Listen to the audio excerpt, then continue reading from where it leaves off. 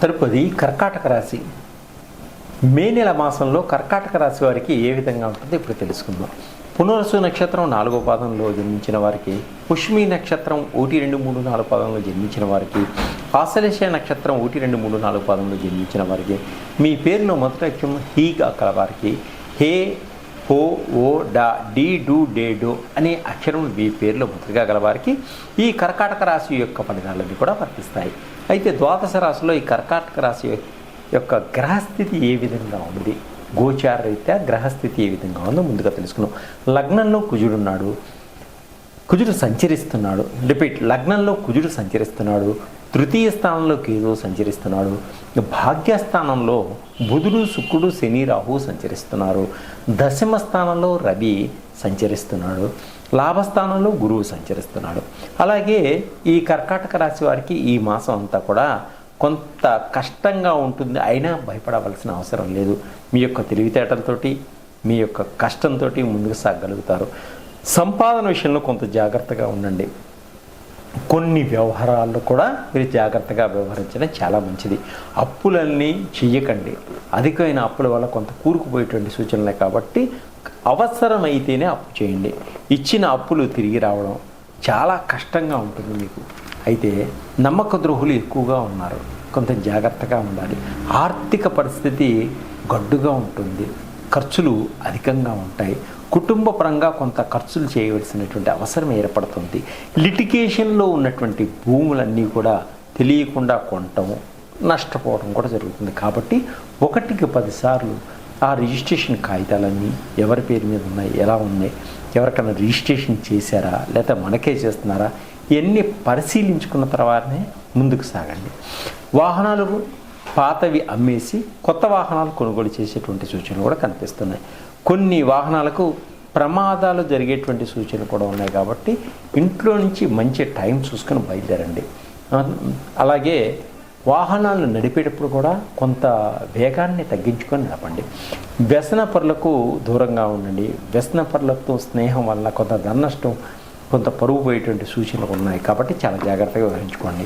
ఈ మాసం అనారోగ్య సమస్యలు ఎక్కువగా ఉండేటువంటి సూచనలు కనిపిస్తున్నాయి.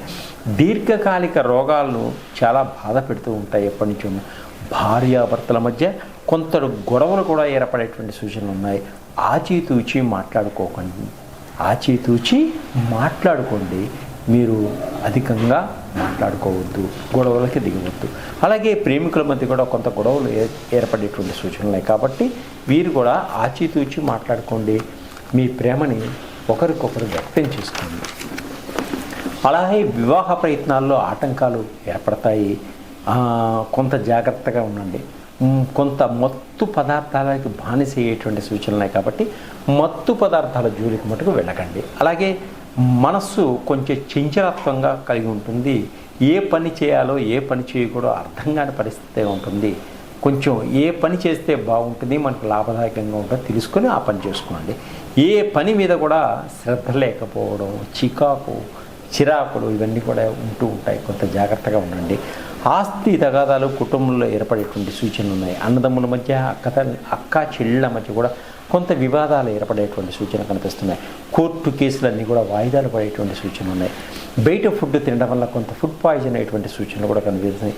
విదేశాల్లో ఉద్యోగం కోసం ప్రయత్నం చేసేవారికి కొంత వాయిదా వేసుకోవడం చాలా మంచిది.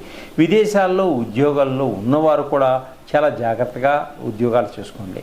అలాగే కొన్ని సమస్యలు ఎదుర్కోవాల్సి వచ్చేటువంటి సూచనలు కనిపిస్తున్నాయి.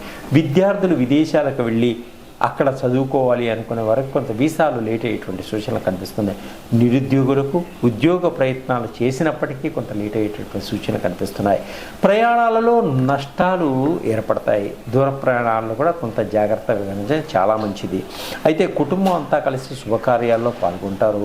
బంధువులతో కొంత సంబంధ బాంధవ్యాలు ఏర్పడతాయి. అలాగే కొంతమంది సహాయం మీకు ఏర్పడటం వల్ల డబ్బు సహాయం కూడా అందుతుంది. సంతానపరంగా ఇబ్బందులు పడుతున్న సంతాన సమస్య నుంచి బయటపడతారు. ఉద్యోగ కార్యాలయాల్లో మంచి అధికారుల వలన ఒత్తిళ్ళు ఎక్కువగా ఉంటాయి. మానసిక ఒత్తిడి ఎక్కువగా ఉంటుంది. కొన్ని గండాలు కూడా ఉన్నాయి, కానీ జాగ్రత్తగా వ్యవహరించుకోండి. మీ మీదనే నిందలు వేసేవాళ్ళు చాలామంది ఉంటారు. కాబట్టి చాలా జాగ్రత్తగా వ్యవహరించుకోండి. మీరు మంచి ఫలితాలు పొందాలి అనుకున్నప్పుడు శ్రీ దక్షిణామూర్తి స్వామిని పూజించుకోండి. గణపతిని గరికతోటి మాల వేయండి. అలాగే దశరథ భక్త శని స్తోత్రం చదువుకోండి. హనుమాన్ చాలీసాని పారాయణ చేసుకోండి. ఇంకా మీరు అధికమైనటువంటి ఫలితాలు పొందాలి అనుకున్నప్పుడు మా దగ్గర నవగ్రహాలకు సంబంధించినటువంటి ఆయిల్స్ ఉన్నాయి. అవి వాడటం వల్ల తొందరగా మీరు మంచి విజయాన్ని పొందగలుగుతారు.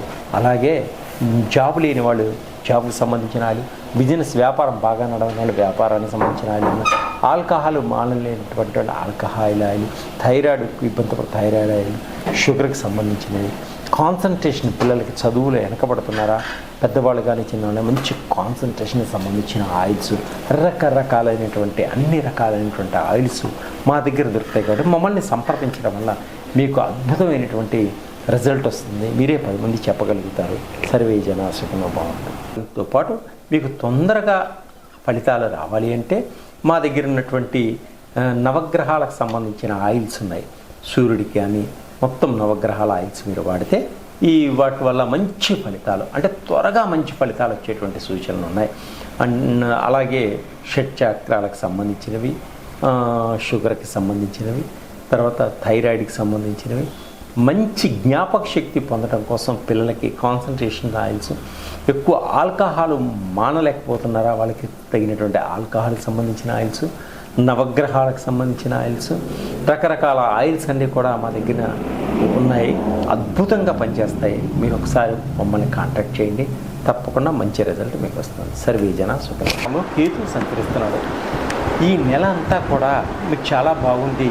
కుంభరాశి వారికి కుటుంబంలో పెద్దలతో కలిసి ఏ నిర్ణయాన్నైనా తీసుకుంటారు, మీరు ముందుకు సాగలుగుతారు. పెద్దల యొక్క సహాయ సహకారాలు మీకు తప్పకుండా ఉంటాయి. వెనక నుంచి వ్యాపారస్తులకు వ్యాపారంలో కొత్త కొత్త నిర్ణయాలు తీసుకుంటారు. మంచి వ్యాపారాల్లో లాభాలు ఏ విధంగా పొందాలనేటువంటి మెళుకుల్ని సంపాదించుకోగలుగుతారు. అలాగే వ్యాపారంలో రిలేషన్స్ బాగుంటుంది. కష్టించిన దానికి మంచి ఫలితాలు పొందగలుగుతారు. అనేక రకాల నిర్ణయాలు తీసుకోవడం జరుగుతుంది. అప్పులు ఎప్పటి నుంచో ఉన్న అప్పులన్నీ కూడా తీసుకోగలుగుతారు. బ్యాంక్ రుణాలన్నీ కూడా మీకు సరైన సమయానికి అందగలుగుతాయి. మంచి శుభవార్తలు వింటారు.